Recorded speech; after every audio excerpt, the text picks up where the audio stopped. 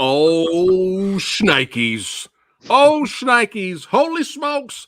What is going on? We got the band. That's right. We are on a mission from God. We're on a mission from God. That's right. We got the band back together. Holy shit. What is going on? Everybody watching right now. It's your boy Preston. That's right. PhatSamuraiGuy. Welcome back to the channel. And speaking of welcome back to the channel, we have up in the hazy, we have Erik, the Asian movie enthusiast. Brother, how are you, my friend? Doing very well, my friend. Nice to be back. Yeah, man, it's good to see you. And below me, that's right, the werewolf enthusiast, the metal maniac. That's right, from the Metal Tavern Radio Podcast, DJ Anubis. Welcome back, brother. I gotta blow it up. Hold on a sec. I gotta. What is this awesomeness that's all in the background here? Look at that. Look at all that. See, that's what I'm talking about. Horror and metal combined. That's right. And speaking of combining powers, you know him, you love him. That's right. Writer, filmmaker, martial artist, Kyle Wong. Not in a thong. You have to pay a little extra for that on his OnlyFans. Yes, so subscribe to my OnlyFans later. Kyle Wong, welcome back, brother. Thank you for having me back again. Yes, man.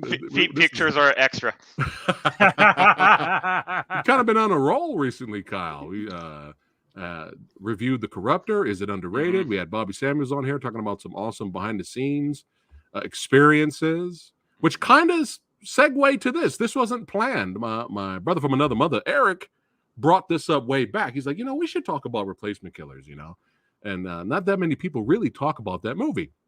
And I was like, yeah. And then 6 years passed because I'm old. You see all the gray hair here? I'm old, so I'm very forgetful.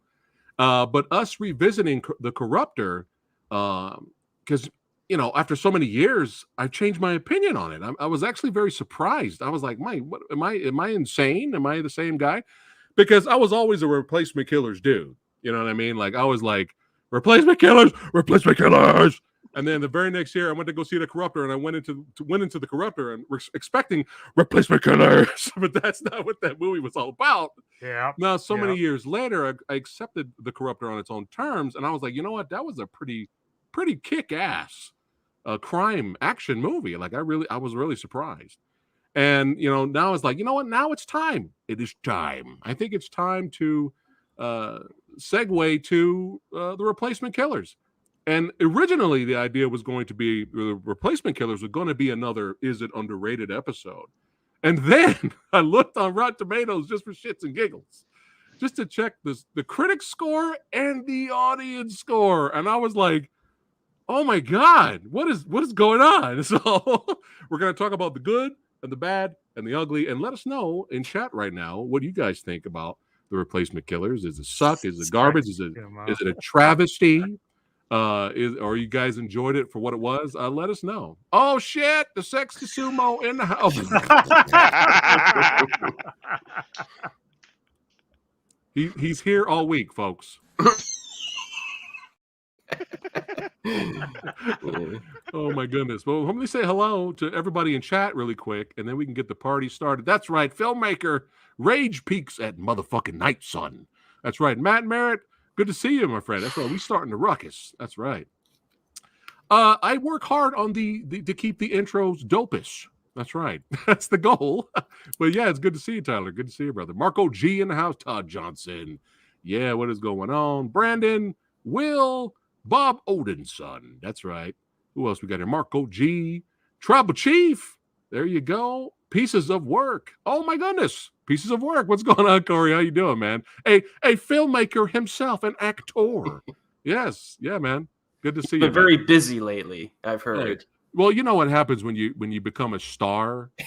you look down on the little people like us. Forget about the little guys. Right? No, I thought it was all cocaine, sex, drugs, and rock and roll. Yeah. It's what it is. He felt sorry for Samurai Guy. He did my podcast. He's like, Erik said he was a nice guy, No, I lied, and then he got upset. Yeah, man, we love you, brother. Well, hopefully we get you back on here talking talking movies in the future, my friend. Yes. Yes. But yeah, before we get started, here is a quick word from our sponsor. Join us live in Times Square on Saturday, November 11th for the Urban Action Showcase and Expo's 11th anniversary celebration.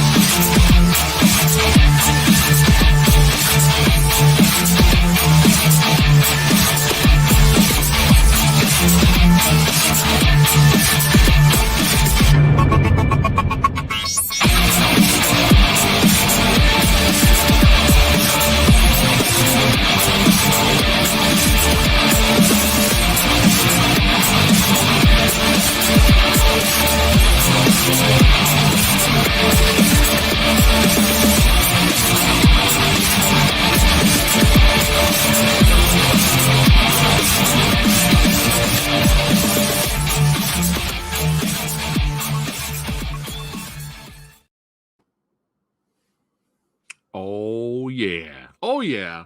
Now I know my brother's in here in chat right now, and everybody watching, hanging out with me in the booth. You're probably like, I probably threw them for a loop, because every time I used to do this back in the day over the years, it was usually a fake sponsor video. I would usually do something hilarious or funny, but no, it's actually a real sponsor this time. So yes, Samurai Guy has teamed up. That's right, with the mighty powers of the Urban Action Showcase and Expo. So right over there next to that good-looking guy, there you go, up in the corner there, you scan that QR code, check out. There you go, there you go. I'm paying Eric. I'm paying him big to do this. Check out and scan the QR code, or check the link in the description box below to check out the Urban Action Showcase and Expo website. Yeah, a lot of cool stuff. Get some Bruce Lee jackets, have some fun there, and see what's coming up very soon. Yes. All right, now let's go around. Let's go around here, and I'll go last. We'll start with Eric. Eric, what did you think of Replacement Killers 1998? Don't forget, guys, everybody watching, there's going to be spoiler discussion. 1998. What did you think of it then, and what do you think of it now, revisiting it after all these years? It basically maintained the same status, I guess you could say. I did see this in the theaters when it came out. I did not know who Chow Yun-Fat was when I saw this movie. Wow, look at that. Yeah, so I saw a trailer, and I think the trailer kind of won me over a little bit, and I'm like, I'll go watch it. Me and my cousin went to see it, and it turned out to be quite an entertaining action flick. And, looking back on it, it's one of those flicks where, the one thing that really pleased me revisiting it was a runtime of like 90 minutes, because nowadays, like, everything's just so freaking long. But it's just like a compact action flick. Yeah. The story does what it needs to do. It sets up the conflicts, and you got some good leads, some fun supporting actors who come in and out. Yeah. And I think it's a fun movie. You still feel the same way after all these years? Yeah, almost the exact same way when I rewatched it. All right, copy that. Anubis, before and after.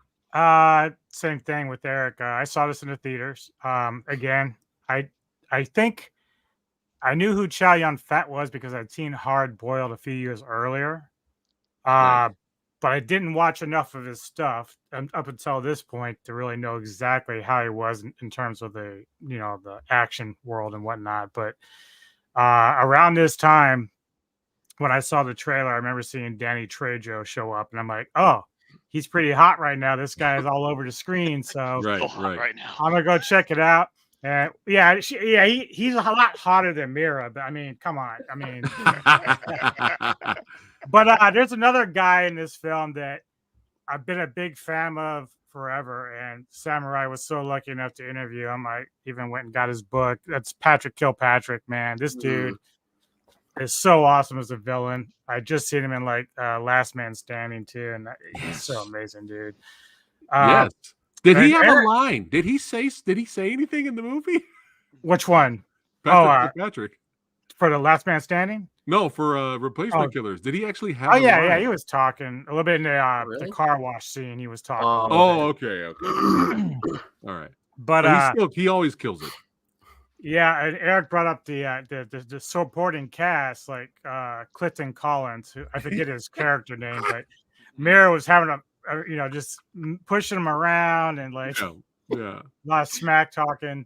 Yeah. But he was a funny guy. Like, he was a really funny guy. So yeah, I still have this on DVD. I still watch it occasionally. I still love it. I wish it got actually more played than it did, like on YouTube and stuff. But Yeah. Copy that. Speaking of DVD, I also saw it in theater, and I bought the DVD and then upgraded to Blu-ray. And I recently just watched the Blu-ray for this, discussion. Dude, the Blu-ray is really old. They need to re-release this Blu-ray, man, because there was times I was like, I'm watching a Blu-ray, right? Like it was looking like some upconvert DVD. Like I was like, dude, come on! Like there's no audio commentary. There's nothing. Like they need to either do like a special edition with a brand new transfer with a whole bunch of special features or something like that, or just release it in 4K. I mean, you can imagine. I think I actually have some VHS too. Actually, Oh, that's cool. You got to put it up somewhere in the I background. gotta find it. Yeah. Yeah. Kyle. I did not get to see this in theaters since I was still in elementary school. But so everyone that got to see it in theaters, but Thank you for making us feel old. I appreciate that. sorry, I didn't mean Right. to. But I definitely wanted to see it when I saw the trailer, and definitely growing up younger, seeing China Fat in Hard Boiled, yeah. A 9-year-old watching Hard Boiled, watching The Killer actually, and then I'm jealous. watching A Better Tomorrow, and then finding out, man, China Fat's so awesome. What the hell? And then when finally I got to see the VHS, and I'm sitting there, I'm like, this is still freaking awesome. And then when I got older, I'm like, man, this movie is just different. Why does it feel so different in that sense of like, I understand that they were trying to be like a John Woo film still, even though he helped produce it. And then I was like, you know what? I still like this movie. And I found the DVD, which is the extended cut. And I was like, extended cut, what's cut out here? And then it actually kind of changed my mind of how I feel about the movie. In Okay. a sense, from the theatrical to the extended cut. And as even though we said, yeah, what could have been wrong here when we said in the what we said about it in The Corruptor, but now it's like there's a different perspective now that I see it in a different light, and I would We'll say, talk yeah, about it. Yeah. we'll You have to let definitely us talk. know the behind the scenes stuff you discovered while Mhm. we go through the movie and Mhm. stuff like that, and what they changed and what they didn't change. Because only on the Blu-ray, as far as I know, it's only the extended cut, so there's no theatrical to compare. But that would be interesting. But yeah, man, yeah, we'll get into it here. But yeah, I saw it in theater. It makes me wonder. I need to check all the action movies that came out in 1998, because this and motherfucking Blade came out the same year. It's like insane, dude. So I wonder what else came out that year, because that's pretty awesome. We'll have to do a list video, all of us. Didn't Dark City come out in '98? That was a it? legit movie I too. thought that was. Yes, it 96. did. Yes, it did. That That's a future, Eric. We got to do it. Future is an I underrated love that movie. episode. Yeah. John We have Carpenter's to. Vampires came out that year too. Ooh. Oh, damn it. A lot of love for John Carpenter's Vampires, but that was just bad timing. Blade Deep coming out Rising. first. Oh, shit. Yeah. Well, that's a hell of a year, man. Soldier. I that's a enjoy great Soldier. movie. I enjoy Soldier. Rambo in Yeah. space. I know a lot of people hate on it, but that'd be another episode. Lethal but Weapon yeah. 4. Really? Yeah. That was some of the most fun I ever had in the theater. Bet when I was, around that age, seeing it with my buddies. Me and my buddy, it was like his birthday. So we all took him to go see Lethal Weapon 4. And the whole audience was cracking up, laughing. And that was like my major introduction to Jet Li. So that was my first, Eric. I've seen Jet Li on like covers of Fist of Legend, but I never got a chance to rent those movies. So I knew what he looked like. Oh. But Lethal Weapon 4, I was like, dude, who is this dude? And then all of a sudden, after Lethal Weapon 4, we started seeing more Jet Li movies on VHS in the stores coming out. And then I was able to go crazy, Yep. Unfortunately. That gun scene, man. Oh my God. I was like, did he just do that? Oh shit, we got another one. Yep. We got 2 more. Matt says, did Mask of Zorro? Yeah. That was a good one. Bro, fucking Ronin, son. All right, 98 is the year of fire. That's it. We're doing a video in the future. We're all coming back. Hey, but the greatest movie ever, Godzilla 98. Yeah. Alongside Wrongfully Accused. That'll be our number 1. Well, you could throw that in mindless action, like if you just fuck it, Right. But yeah, let's it was a blast seeing it in theater. I knew who Chow Yun-fat was from The Killer, Hard Boiled, and the Better Tomorrow movies. I knew him, but I wasn't expecting Hard Boiled, to be honest. Like it's fucking Hard Boiled. It's Hard Boiled.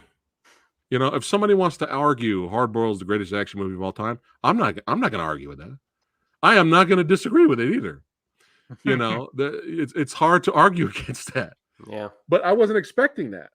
And you look at a lot of track record for a lot of the, a lot of foreigners that come over here and sometimes it's not that great of a debut.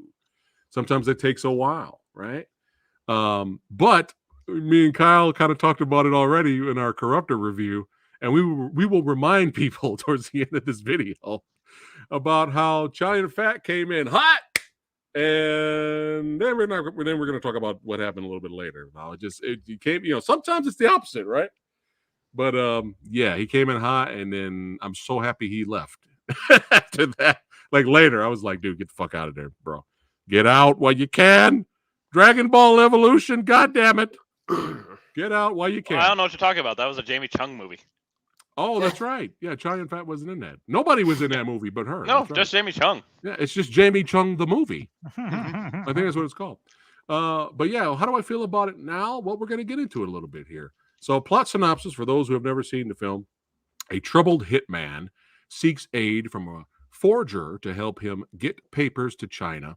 However, the drug lord has hired replacements to finish the job and kill the hitman. See, that's interesting thing about this movie is he's kind of a hitman, but he's not really a hitman. And we're going to talk a little bit more about that.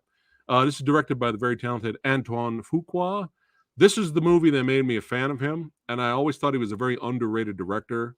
Over the years, he's made some great films that people they liked it and then they just forgot about it, which is sad. But I mean, not everything that he made I love. I have issues with a few others, but majority of the stuff he's done, he's done some great work.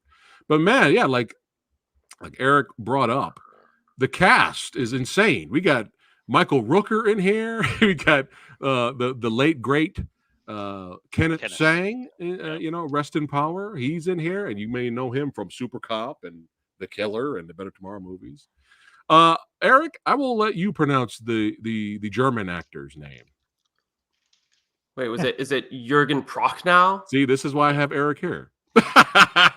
Well, Jürgen Prochnow. when Yeah. I interviewed Eric a while back, I was saying, man, you know how to pronounce these Japanese names really well. And he's like, Oh, I yeah. just go with it. I don't care. I probably get it wrong half the time. Yeah, I probably would have said Jurgen Prakatschlera. That's Yeah. probably what I would have said. That guy's a great actor. Yeah. Yes. Danny Trejo, Clifton Collins, like Anubis said, and our boy Patrick Kilpatrick, who always makes his you will notice him in a scene because he's that good. Leo Lee, who's been in a lot of stuff. But yeah, that's the basic plot. But yeah, we can jump into it here. What's going on, Brian Sanchez? What is going on? Let's see. Will says, I was only 13 years old in my city that I had this poster on my bedroom wall back in 98. I think I had a poster too. I think I did. It just got, over time got fucked up, but I think I had a poster because that shot of the gun, just the whole barrel is taking up majority of the poster. Yeah. I think I had one. I was like, I have to buy this. I wouldn't be surprised if I had one. But yeah, let's go ahead and get into it here. I love the opening scene with the Crystal Method song bumping. This back in the day, this was my just blast the sound system. Hey, you guys want to hear my sound system? Okay, just blast the sound system. I didn't even have surround sound yet. We were ghetto back then. It was just two big ass stereo speakers, baby. Not even no subwoofer, but I had to rock it. You know what I'm saying? So yeah, when this scene was so well done, the cinematography in this movie is absolutely insane. It is insane, and I love how basically Chow Yun-Fat's character walking in was the angel of death. He's literally the angel of death, especially when you have that awesome above shot when he's walking through the club, and it's just him, just following him. Everyone else is dancing, and it's such a great shot, and he's straight up gangster with it when he don't say shit. He just walks up to the table and pulls out a bullet and puts it on the table in front of them, and then just goes back to just looking like this. He didn't have to say anything. And then they see the inscription on the bullet, and they're like, "Oh shit!" And then that was it. That's just the angel of death. And then great opening shootout. Yeah, guns a-blazing, doing little fancy spins and turns around. Especially with that, it was great. But what I really love about this movie is the wonderful, beautiful, satisfying, luscious, juicy, bloody squibs. You probably thought I was going to say something else. But the bloody squibs in this, every time I see one, I'm like, oh, mwah, mwah. Thank you, 90s. Thank you. Oh, I love it. We got squibs all over the motherfucker up in here. But yeah, it doesn't go well for the beginning shot. This and Blade. I think Blade's the winner, but it's interesting that we have these two really iconic opening club action sequences in the beginning of the movie to start it off with some techno music at the same time. Why? Because it's the 90s, goddammit. Bring that back. We need to bring right. that shit back. We need to bring it back, goddammit. Raves. Remember raves? Yep. Yeah. There we go. Todd enjoyed the soundtrack. Anyone have the soundtrack of this movie? I should buy it. In fact, I might. Because it's pretty consistently good throughout. Yeah. Eric, talk about the next scene after our opening shootout here. Yeah. So Chow goes in, does his job, and then we're introduced to Rooker's character. He's on the docks, right? And he trails this dude, this triad kid. He's like a younger guy, Peter Way. And Rooker gives this moron multiple chances to not die. Yes. he just looks at him. He's like, "Don't do it, don't do it." The dude pulls out his gun, and then Rooker doesn't even blow him away. He shoots him in the arm, disarms him. Yeah. He's like, "All right, give up." And the dude just starts running away. And he said, Rooker's telling guys, "Don't shoot him, don't shoot him." And so all his buddy cops are like, "All right." So they corner him after he climbs up one of like the dock, container things. Yeah. And Rooker goes up there and he's like, "Don't do it." Don't do it. And this moron tries to shoot him again and he just blows him away. No, really, this guy, he could have just turned himself in. I'm sure his dad had a bunch of money, maybe he'd serve a little time and get out. Yeah. But, because of this guy, the crap hits the fan for the rest of the film. Yeah. Terrence Way's son. Yeah. And now Terrence Way wants revenge. That's it, man. Eye for an eye. You take my son, I'm taking yours. So he brings in Mr. what was it? The John ghost. Lee. John Lee. It was kind of funny. Yeah. Mira Sorvino was Yeah. like, "You sure you want your last name to be Lee? Aren't there like 1,000 Lees?" You go over And there. just looking right there, just like, And it turned out to really be his name. Say freedom. Yeah. So one of the two main and Kyle, since he knows a little bit more of the behind the scenes stuff with us, he's going to share it. But before we get to that, the two main criticisms that I see with this movie that I've heard over the years is it's not an homage to John Woo. They fucked it up. It's just a copycat. The other criticism is they don't let Chow Yun-fat act. He's just thrown in the background, right? And that was one of the main things we loved about Corruptor is like Chow Yun-fat actually, they let him act. And he steals every scene in that movie. However, rewatching it again, and that criticism may be still valid. We haven't got to Kyle yet. But the thing is no one, as many reviews as I've seen for this movie, no one asks this question that I'm going to ask right now. No one asked this question. Are we sure? Are we positive that the director or whoever did the script didn't want him to be emotionless? I mean, you never know. They may have wanted him to be that way. They may have wanted them to be not a man with tons of charisma. Hey, just hands. You know what I mean? Like they may not. No, you're a stone cold fucking killer. You, Chow Yun-fat, are the angel of death. You are not supposed to be charismatic. You are not tequila. You are death. And they didn't really give him that much dialogue. But we're rewatching it again. He actually does speak a lot more than what I thought.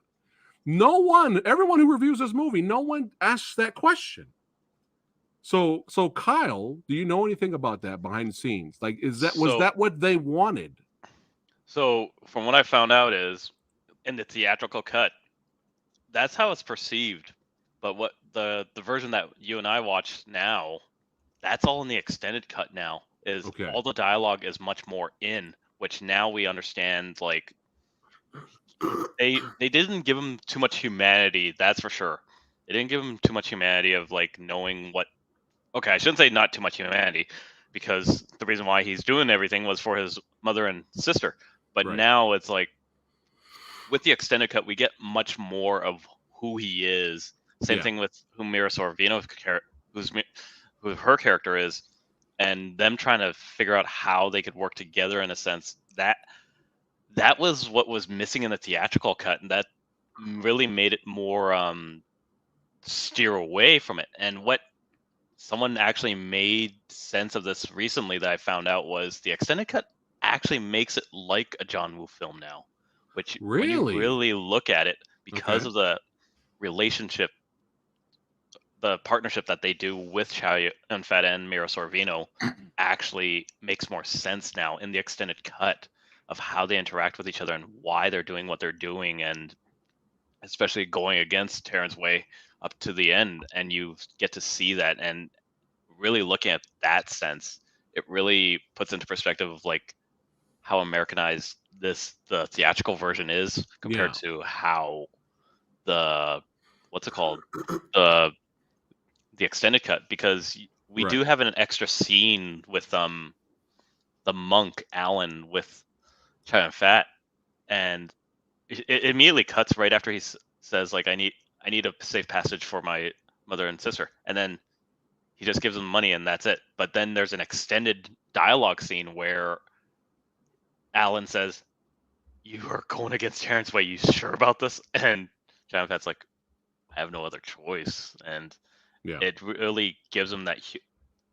That's where you actually do see him act more in this cut, and that's where I'm like, okay, there's something missing. This was missing in all the theatrical cut, and it's really something different to see now, which is why I'm like, it might have changed my opinion. All right, interesting. The other thing, if I could add something, the special edition DVD had a director commentary on it that I listened to. And Fuqua said that he had some frustrations, and he felt like because he was like a new director they, he didn't really get to do what he wanted in some cases, and one of it was the story and adding stuff like that. He also said that the first draft of the script had so much dialogue for Chow that he felt like it was almost too much. So him and Chow went through the script together and kind of went for more of at least a little bit more of just like a mannerism type of approach. You know what I mean? Like expressing things through emotions and stuff like that. That's what I was thinking, because when the monk dies, Chow doesn't really say a lot, but you can see it in his facial expression. Same with him targeting the kid. Like he pulls back because he understands that this is not cool. Yeah. So I think that makes a lot of sense. And director, I was reading up on it. The director said there was a lot of this. How should I put it? Because he was young, so like this Hollywood pushback. I don't know if it came from the actors themselves or just people on the set, but he said, as Eric pointed to, it was very hard for him to kind of get what he wanted, like full throttle. Right. I'm not surprised. And Kyle, on the extended cut, did they have the scene in the car where they talk about the Cultural Revolution? Yes, you can talk about that later. Yeah. But yeah, that was great. Thank you for that, Eric. Yeah, that's some. See, this is why I got these guys here, man. Some great behind the scenes knowledge. But Nubis brings up the good point here with this scene right here, because I remember, when I had it on DVD, and I came across a few people that didn't like the movie, and they were like, "Man, they didn't let Chow Yun-fat act. They didn't let him act. They didn't let him do anything." And I always come back to this scene, and I'm like, Chow Yun-fat kills it in this scene, saying nothing. Yep, it's insane. His eyes bulge, they get red, they tear on call. I mean, it's insane how good his acting is here, because he's just struggling because he doesn't want to kill the cop's son. And I'm just like, I don't know, man. I think this movie has its moments. And but that's again, why it comes back to that. Like at the beginning, you're thinking he's just not shooting Rooker. So like that's when Servino's character is like, "What? You're gonna get your life killed over a cop?" And he's like, "Not the cop, it's the kid." Yeah. And then it all just like comes out. We're like, "Oh, now we understand his thinking here." Right. Yeah. For sure. But yeah, he goes against Mr. Wei. That's right. And so that's it. He's like, all right, I got to get out of Dodge. Calls up his buddy at the car wash, hooks him up with Mira. He goes in there. There were some funny moments in that. You want to talk about that scene, Kyle, where he meets Servino's character for Meg Colburn is her. Yeah, like when he approaches her, he's like, I need some documents. So she's like, what? Papers, She's like, nah, I'm kind of slow that way. You have to be specific. Yeah. And he just literally leans in, like, I want forged documents to China. And it's like, okay, you said forged. We'll do it. I'm just like, I don't know how much more clearer and like under the table kind of leet speak you need to say to make this happen. But it's a nice like introduction of like, you get to see who Mira Sorvino's character is and how she gets to play into this. And when he's like in a rush, just like, right, we need to get this. And you'd never think like, why is he looking at the camera until these guys just come out to the camera and they're like, Meg Coburn. And again, she uses the fact like, never heard of her, and just has her gun ready. Yeah. And the whole shootout at the apartment, dude, is really well done. Like the fact that you get to see Mira Sorvino hold her own in this scene, like not just being like, you don't get like this rarity of like a female star like not stumbling around and not knowing how to use a gun, but she actually just holds her own, commanding the scene with Chow Yun-fat too. Yeah, both of them started blasting. They started blasting. But yeah, it's like after watching this movie, I was like, she really had something. Yeah. In terms of being like an action actor. But, and there is a I mean, if Mira, I mean, we love Mira Sorvino. I'm sorry. But Mila Jovovich.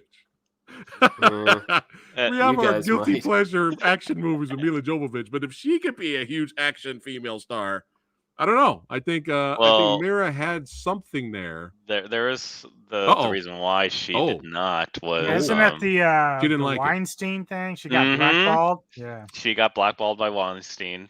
Oh no. Mhm. Well, that answers that question. Yeah, it didn't please her dad too well either.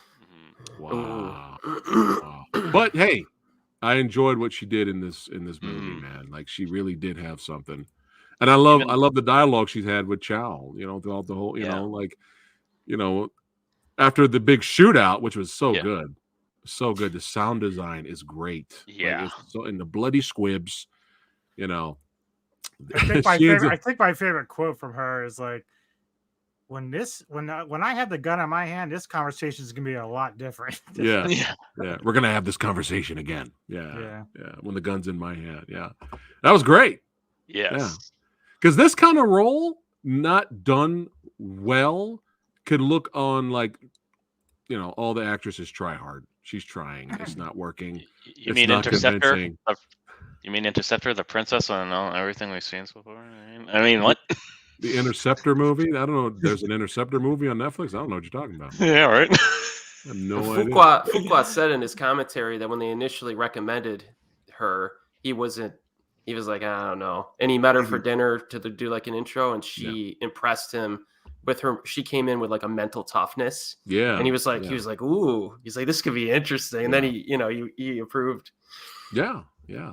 But her character, after the shootout, she gets away, but she gets arrested by Rooker. And there was some good dialogue between old Rook and her. There was some good stuff there. Yeah. But she's not technically really arrested. They just brought her in to question her, so she left. So I guess I can walk out the fucking door. She walks out. And goes back to her apartment, meets up with Chow again, and that's where we have the line. Because Chow's like, look, I don't want to hurt you, but I need this fucking papers, all right. And so they have their little adventure after that. But it doesn't go so well because they go back to the car wash to try to get some supplies and stuff for what they need for the papers. And old Patrick Kilpatrick and friends show up and kind of head them off. Man, whatchamacallit was having fun with what's his name? The actor Leo Lee plays the character Lamb. He was having fun with with Meg in the other room when he was like, she's kicking him. She's like, how's your leg? And then he stomps on her leg. How's yours? Oh, that was great. Yeah. Good villains. I love how Patrick walks up to Chow Yun-fat. He just looks at him. He just looks at him, right? And then he just stands there. Wham! Right in the gut. Like, it's just for fun. Yeah, great villains. Jurgen's always great too. But of course, we get another awesome, pretty fun action shootout here.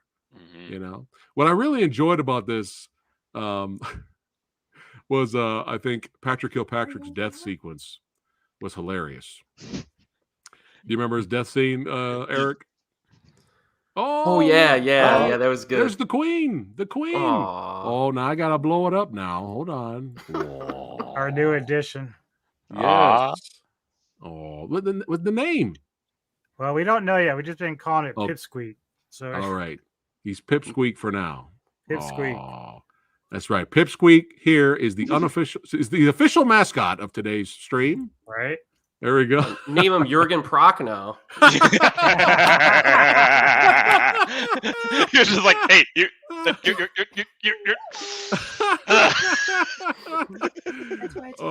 I think we should name it Meg Coburn.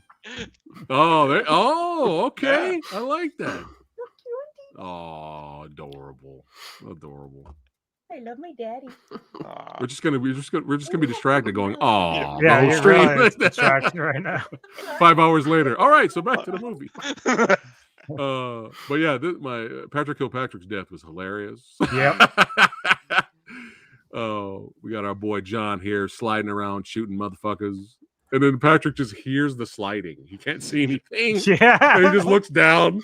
Bop, bop, bop, bop, bop. Great.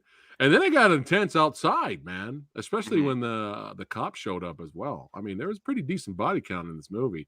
My favorite though is when they're driving out of the car wash, and we have that one moment where John sees Rooker here. This was great directing. Yeah. Because they both recognize each other. And then Rooker's like hesitant. He's like, why is he not shooting me right now? Yeah. You know, great scene. Great scene. Let me go. Stan Zito Zedkov. That's his name? Yeah. That is his name. What kind of name is that?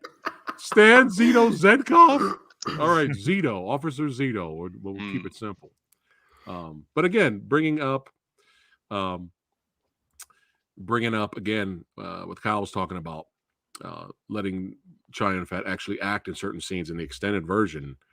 Boom, this scene was really good. This is like one of the best scenes between both of these characters. Both actors really get a chance to shine here. And she finally gets the gun in her hand, and they're having that conversation again. But she's like, at this point, like, you got to tell me what the fuck's going on now, man. Like, come on, you got to tell me. You're not giving me any options here, you know. And we finally get some backstory of Chow. But this is what I meant about he's not necessarily he's kind of a hitman, but he kind of isn't, because a lot of people think that this is one of these movies. There's 5 billion of these types of movies out there in terms of the hitman, been hitmanning for 5 billion years, and all of a sudden he can't kill a kid, or he can't do, you know, right? And then he goes against the grain and everything. And some of our favorite movies, you know, just because the plot's cliche and used all the time doesn't mean it's not badass. I mean, The Night Comes for Us. I fucking love that movie. So it's like, I don't care. Yeah, The Professional, right? Like, I don't care if, as long as it's entertaining, then you can use the same plot, similar plot. He just had a certain set of skills. That's all. There you go. Right. But he talked about, you know, that he used to be a soldier. That was his thing. He used to be a soldier. He was like Antonio Banderas said in Expendables 3. I'm really good at killing people. All I know how to do is kill people. Right? So, you know, and then he gets hired for a few jobs, not even a lot, by Wang. Wang. I'm gonna call him Wang. Terrence Wang. By Terrence Way. And, you know, just he's like, hey, do this for you, and you do me a favor, I'll do you a favor. But if you fuck it up, your family's done. So that's what he's doing. So, because he even talks about it. It was just 3. It was just the first one. Yeah. The first 2 were easy. They were criminals. The third one, you know, you find out later, like Nubis said, that it was a kid. But yeah, great performance right here. Do it! Do it! Even said, I'll do it for you, and then takes a gun from her. Like, in that extended cut, the whole conversation is just nuanced even more now. It's crazy. Maybe that's why they just, on the Blu-ray, there's just only the extended cut on there. Which, I know it's hard to find the actual theatrical cut now in certain places. Yeah. They knew, they were embarrassed. I'm kind of curious about what Kyle's thoughts on it, because, like, I watched the movie and I really love this movie, but there's some weird, like, and I don't know if it was even needed, like, they tried to, like, force this somewhat romance between, and it's like, it's just not there. So like at the end, like not even at the end. Right Throughout there was originally, and it says here that. Oh God. Let's see. Jesus Christ. Test audiences, maybe, or something. Yeah, test audiences struggled with the notion of a less than pure hero and the biracial relationship between Chai and Marissa Sorvino. So the fact that there was supposed to be a love story, but they didn't want to. It was all removed. And here's the other thing. Good. They actually, if you literally hear it in one of the things, I actually thought that it's kind of a platonic partnership, but you could tell that Mira Sorvino's character is not into men, because she actually says it. And when you meet Clifton Collins' character, only date my own species. Yeah, basically that. So I was just like, right. That makes sense. So the fact that the studio tried to push for it and everything else, but then fucking test horrible, audiences dude. did not want to do it, and no one was. That would have been really bad. Yeah. Yeah, not it was to just say, like, because her character isn't like that. Like, she's sexy, but not in that sense. Like, she wasn't using the sexuality at all. She was just, you know, it's well, really maybe weird. it would have worked out if, you know, Chai and Phat looked like Quentin Tarantino. Oh shit! That actually happened. I'm sorry to break everyone's heart. Yep, Okay. and that's That the reason why actually happened. Mira Sorvino took the role because of Quentin Tarantino. Which, God damn it. Anyway. But yeah, like, I think Anubis, right? Like, this was really the only part of the movie where he actually kind of touched her cheek, and they had the long look. And I think even the character brought it up then, like, this is awkward. This is a lot more easier when people are shooting at us. Yeah. Like, yeah. But throughout the movie, like, if it was hardcore romance, Jesus Christ.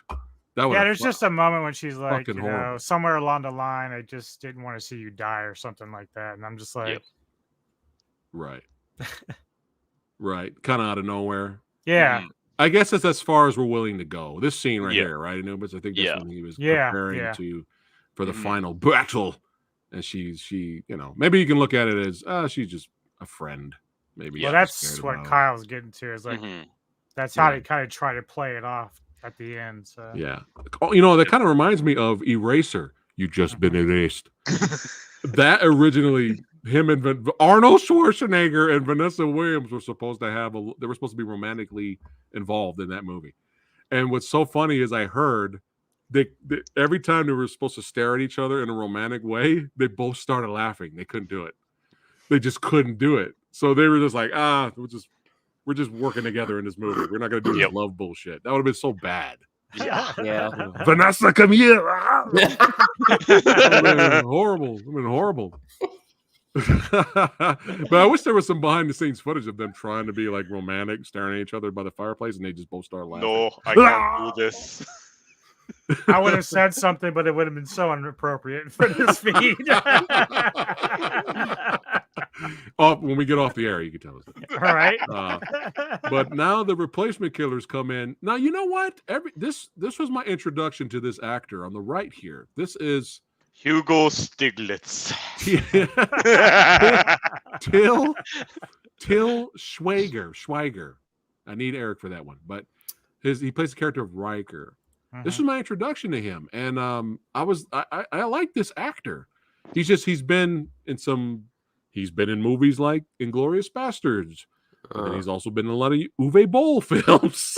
Oh, no. So his career is kind of all over the place. But this was my introduction to him. He's pretty badass in here. I love the glossy-eyed look he has. Even when he's like cocking the gun, his face is like... Yeah. You remember when they lit up the cop car? Yeah. And then they're still looking for Chow Yun-fat. So like you see Danny Trejo, he's kind of like shooting. He's like looking, just getting his gun ready again. Yeah. Oh my god. Yeah. And it's funny because it's like, dude, goddamn, those cops, fuck. That was the wrong dude. Goddamn, those cops got murked. But that girl in the car. Yeah. Oh, yeah, I know. Which led us to a pretty badass scene that I remember from the trailer. I remember seeing the trailer. I was like, oh my god, that was dope. And Giant Fat, he's running. He slides underneath the car to pull out. He's still shooting while he's sliding, and then he stops himself. Like, that was dope, man. That was good. But yeah, a lot of, especially with Blade, a lot of black leather with sunglasses we got going on, predating The Matrix. Yep. Even in this movie, Giant Fat's character says, I need guns. That's right. 1 year before The Matrix. Giant Fat said it first. That's it. He did it first. He did it first. Oh my goodness. But yeah. Trendsetter. Yeah, there you go. Here's the scene. Yeah, God, those cops. Jesus Christ. That lady, though. Yeah, she's poor lady. Poor lady. That was the worst time to pull out. Oh, that didn't sound right. But yeah, we're gonna keep on rocking and going here. But yeah, they decide to. All right, you know what? He's got his papers. He could technically leave. We get a little bit more backstory with both of their characters, especially Meg's characters. Grew up in a very abusive home, so she's got issues she's dealing with as well. But she wants to do something right for a change, And they both make the decision. He could have left, but they're like, you know what? Fuck these dudes. We're gonna go save the kid. Yeah, there you go. They should have had the killer on the screen or Hard Boiled or something. I'm just kidding. No, instead we get the American version of Mr. Magoo. Oh man, but yeah, you know what? The score The soundtrack is good with the different bands like Crystal Method and stuff, but the actual music, he did a lot. I forgot the name of the guy. Harry Gregson Williams. Thank you. Yeah, he's done a lot of stuff. He did the Equalizer movies. He's done a lot of stuff. But the score in this movie is really good too. Yeah. Fuqua specifically requested a score that was a little bit more emotional. Perfect. Well, it got emotional during this scene. Like, it wasn't an action music score during this scene when they're trying to protect the kid. It was like kind of sad. Yeah. You know? But yeah, they end up saving what was his name? Zito? They end up saying Zito and Zito's kid. There you go. Hold on a second. Will says, I think at least in Australia, a newer Blu-ray with a different encode master was released. Okay. Well, hopefully the picture's better. But I was like, dude, what is going on here? But yeah, intense scene. And it's funny because Zito was like, all right, now that I got my son to safety, I'm going to go vigilante now. I was like, what? Holy shit, dude. He turned into Paul Kersey at the end of this movie, man. It was like, I'm gonna start blasting now. Like, he comes out and that's when we get another kind of reveal. He's like, yeah, those two just saved my son's life. So he's like really pissed. You know, yeah. He went after my boy. Yep. That red meat. Remember we called her red meat? Yeah. She saved him. Oh, you gotta love the Rook. But they beat the Rook to the punch, which gives us a really great, satisfying, visually orgasmic cinematography here. I mean, this is just insane. This shootout, visually to look at. I mean, with the whole, the alleyway, the neon signs, the music, the slow motion, the body count, the squibs. So Mira Savino's crashing through with the truck, screaming, trying to run over motherfuckers. I mean, oh man, there was some really good stuff. But what's my favorite part? My favorite part used to be Giant Phat's character John jumping on top of the car and just point blank range. Just kept going, right? He was so like just the guy got out of the car and he's like pointing the guns at the guy. He's got no more bullets. He's just like, he's still in that mode. He's in that rage mode, man. But now rewatch that used to be my favorite scene. Like this scene right here, just completely murking the dudes inside. Like, oh my god, it was so good. It was so good. But and again, just beautiful visuals. I mean, look at this shot. This is a still from the movie. I mean, look at this. And that used to be my favorite part of the movie, but rewatching it recently, my favorite part of the movie, it's random. It doesn't make sense. But while he's going down the alleyway, shooting at the car, trying to get close to it, Al Leong just pops up out of nowhere. You didn't see Al Leong the whole movie. No. I'm pretty sure we did not see him the whole entire movie. And Al Leong, that's right, Thug Central, that's right, hire us, thugs are us, comes out of a random door and just starts shooting. And then John does a little roll forward and takes care of Al. But I was like, oh, okay, this is a boat. That's a little cherry on top of the movie now. But why not have him throughout the film? Just have him stand around, have him around. Yeah. But I was just out of nowhere. I was just like, what? Because I haven't seen it in so long. I was like, what? It's like he was a random chef that came out and he was like, oh, people shooting. Oh my god, yeah, great stuff. But yeah, just beautiful to look at. But of course, he catches up to the man. We have the iconic little John Woo shot there. As many times as this was copied or homaged or whatever you want to say about movies that always do this, after the John Woo flicks, I'm sorry, but it still looks fucking cool. In John Wick Chapter 5, if John Wick gets to the main villain and they both point guns at each other like this, it's still going to be cool. It's still going to be cool in my opinion. But yeah, great, I think, way for the villain to go out too. His own bullet. Yeah. His own bullet. Man, he was slow as fuck, man. When they both pointed guns at each other and were out of ammo, and then they're like, all right, we got to reload. He was slow as fuck. Giant Phat was already here, and he was still like, he was still like, dude, you were done. and he puts his own bullet in there and takes him out. He's like, your family, everyone's still gonna die. And he goes, not in your lifetime. Boom, shoots him. Why did I think of Game of Death a little bit? When he was falling down in slow motion next to the neon sign, and then it started to spark as he fell down. I was like, is that a little homage, shout out to Game of Death right there? I don't know.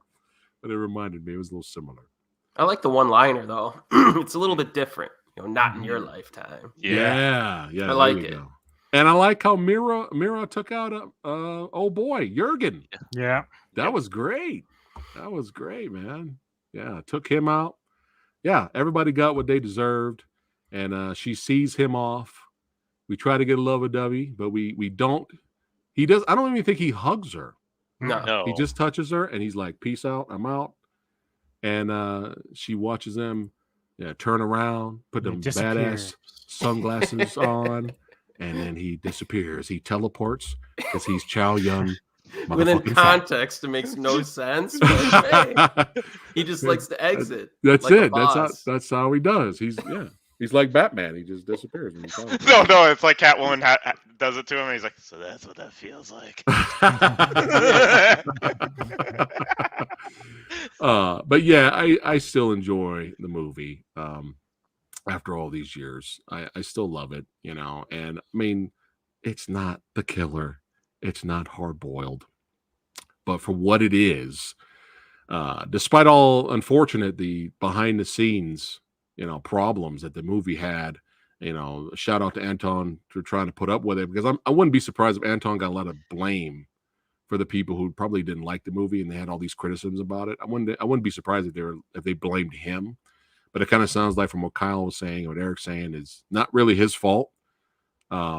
I wonder what the movie would have looked like if he had full control and freedom to do what he wanted. You never know. It may have been more violent. It may have had a bigger body count. I mean, you never know. Oh, yeah. The one scene, we could talk about it. Nobody will assassinate us. Because Fuqua mentioned it on his commentary. They had a scene in a car. Yeah. And they talk about Chow's character's father, who apparently died in the Cultural Revolution. Mm-hmm. Oh, that's right. And so they were throwing that under the bus a little bit in that scene, I think. And there was some pushback, I think. Yeah. And he had to cut that. Mm-hmm. Well, just the fact that John Lee's character is like, I got to get my family out of China. It doesn't really paint China in a good light, which you would not see today. You would not see that today at all in cinema. So, but you were going to say something, Kyle? No, I was just going to say, like, it does paint that picture, but yeah, man, that amount of flack back then, and especially like when like this came out in '98, literally right after '97. Yeah. But yeah, and nothing but just good memories from this film. I remember sitting down, showing all my buddies. Once I got it on DVD, I had to show off my Sansui, my stereo. You know what I'm saying? So I watched it with some buddies, and all my buddies did not know who Chow Yun-Fat is. Right? Wow. They didn't know who he was, but after the movie was over, they were like, dude, that was fucking kick ass. Who's that guy, bro? Who's that guy? And I remember that. I remember that, right? And of course, later I introduced him to hard boiled and stuff, right? But I remember that. So when I keep hearing people over and over and over again saying the same two criticisms about the film and saying he's non-existent in the film, they didn't let him act. Look at how they reacted after the movie was over and they didn't even know who he was. They said, who's that guy? So I don't think the movie did Chow Yun-Fat a disservice. And compared to a lot of other foreigners' debuts in America, you really can't go wrong. It can't get any cooler of a debut for an actor. Is Eco going to get a movie like this? Nailed in America? Nailed it. Now you see what we're talking about here. This is why we have these discussions. Eric motherfucking nailed it. It's true. We're still waiting for Eco's debut. Yep. Still. They keep botching it. There's a small, slight hope with Expendables 4. I'm trying to keep hope alive, Kyle. I'm trying to keep hope alive. Not after I came for Gran Turismo. You're funny. Oh, Gran Turismo. Did anyone see Gran Turismo yet? no. Oh my goodness. Is it bad? No, we and Kyle just were laughing because we came across a TV spot trailer for it, and they were like, people were orgasming coming out of the theater. This is the greatest film I've ever seen in my life. Like, it was Wow. insane, dude. I'm like, for Gran Turismo, I mean, it might be solid. You know, Neil Blomkamp might do some suspenseful, cool race scenes, but I was like, they were like having orgasms, right? Huh. And Like, I it was just ridiculous, dude. Like, and I just immediately said, for my reaction, I was just been like, "How would you think of this film?" I came. Just stone face. man. I came. Yes. And then after it's over, you come back. I'm still coming. Yeah. But yeah, nothing but fond memories. I even showed my older one of my older sisters, Robin, the movie. And she fell in love with Giant Phat by the end of the movie. She was like, "Oh my God, I don't know who that is, but I love him."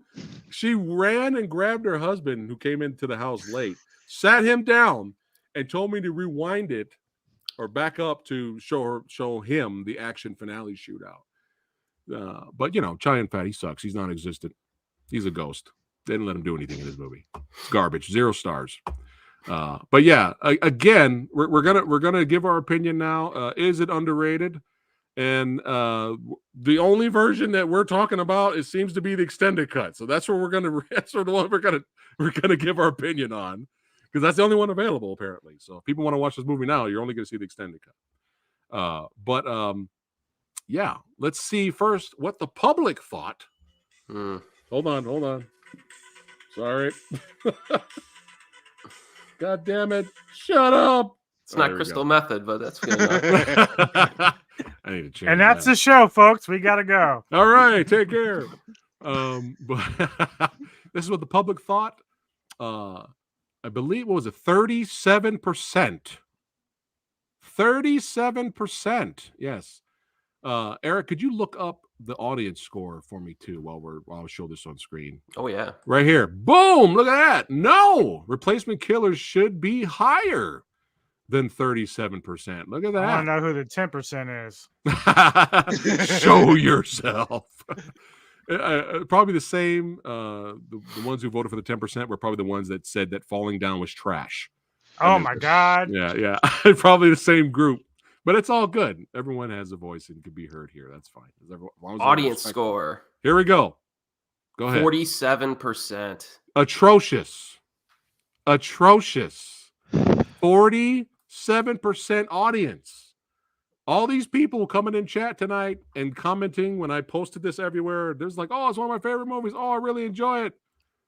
I guess they're not Rotten Tomato critics or going on Rotten Tomato and voting, because and it's like what, over 25,000 votes, I think. 25,000 votes. Yep. This still came out as 40. What did you say? 47. Yep. 47% audience. When did Rotten Tomatoes start as a website? I don't know. The only reason why I asked is because, like, I wonder if a lot of the people that watch it now, like, if they just don't think the movie kind of resonates because it's so dated. But so you're saying like the younglings of today, yeah, like, that don't know any better. They're Right. the ones looking at these movies. I wouldn't be surprised if we went to Blade right now. 25th anniversary. We celebrated it yesterday. I wouldn't be surprised if Blade's scores are horrible. But don't read it out, because that might lead us to another video. But I wouldn't be surprised. But yeah. Rotten Tomatoes launched on August 12th, 1998. Oh, so right around the same time. Okay. Yeah. Sumo says maybe it's 47% for theatrical. I still think that's low for theatrical. I mean, this is out of 100, man. Like, this is out of 100. So we're gonna go around the room.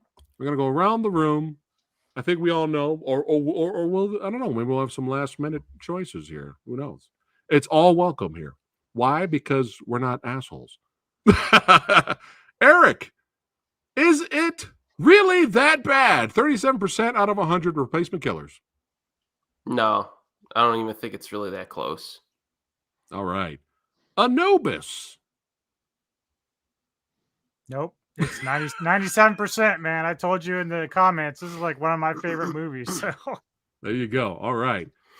Now, what do we got here? We don't know. We don't know. Where's Kyle going to go? Kyle, is it really that bad? 37% out of 100.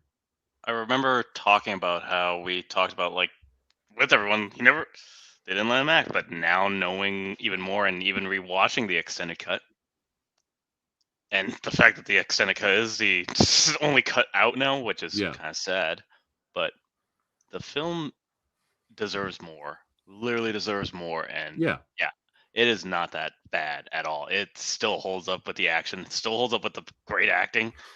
It just holds up in all aspects. So it's still great. Yep, copy that. And you all know what I'm going to say. This movie's trash. I fooled and trolled all of you. I set you all up. This is the worst movie. No, I'm just kidding. No, it's 37% is horrendous. It is absolutely horrendous. Horrendous. And here we go. A lot of people have said that. I'm sure it's debatable with Corruptor, but that's fine because both movies are good. I'll have to go back to Corruptor. I when I first saw it, it was right after Replacement Killer, so I was like, I was really bored with it. Right there with you. Yeah. So I may have to go back and revisit it just to see if I feel different. Yeah, right there with you, man. I was the same because I wanted some Replacement Killers action, but there's not really that much action in it. But for a crime action drama, it's pretty good. Wasn't Wahlberg on the opposite end of that? Yeah, I actually didn't mind him. But yes, and again, those who have thought this was worth 37% or lower, again, you're forgetting about films like Bulletproof Monk. You're forgetting about films of, was it Pirates of the Caribbean 3, where Cheyenne Phat was on. They made tons of movie posters for his character, and he was in the movie for 5 minutes, and he died. People forget about Jamie Chung, the movie. All right, people forget. And I'm sure there's a lot more. I can't remember right now. They did not go so well. He had a horrible agent. I don't know what happened to Cheyenne Phat's agent in the second half of his American career. Yeah. Put that in perspective. Yes, here we go. Yeah. He knows what's up. Shin Batman knows what's up. Put that in perspective the next time you shit all over the Replacement. Right. All right. Well, this was awesome. I'm so glad everybody was able to make it and bring in their own knowledge and behind the scenes talk. It was always a blast. This is what this channel is all about, having fun talking movies. And y'all know what you need to do. Check the links in the description box below. Follow the Asian movie enthusiast. Follow Eric. Phenomenal content. This guy knows his shite. And for metal and horror and everything badass, y'all want to check, subscribe to DJ Anubis, baby. Check those links. That's right. Check and follow Kyle Wong on his filmmaking journey on Instagram, baby. And hey, if you enjoyed zibbity zabbity boobity bob, zibbity dap, shibbity shabbity, boobity bobbity beebity bip, betty boop. If you guys enjoyed yourselves, I hope I'm making you laugh. Then it's all worth it. If you enjoyed yourself and you're new here, hey, hang out more with the Samurai Guy and subscribe. Yes, like, share the video. Yeah, we have fun here. We got more content on the way. Check that Urban, that's right, Action Showcase experience link. See if there's some cool merch you want to check out there. Brian, take care. All of you guys are awesome. I'm glad you thought the movie was dope. Keep on clapping. There you go. Keep on watching movies, having a great time. That's what it's all about. And I'll see you guys on the next one. Take care.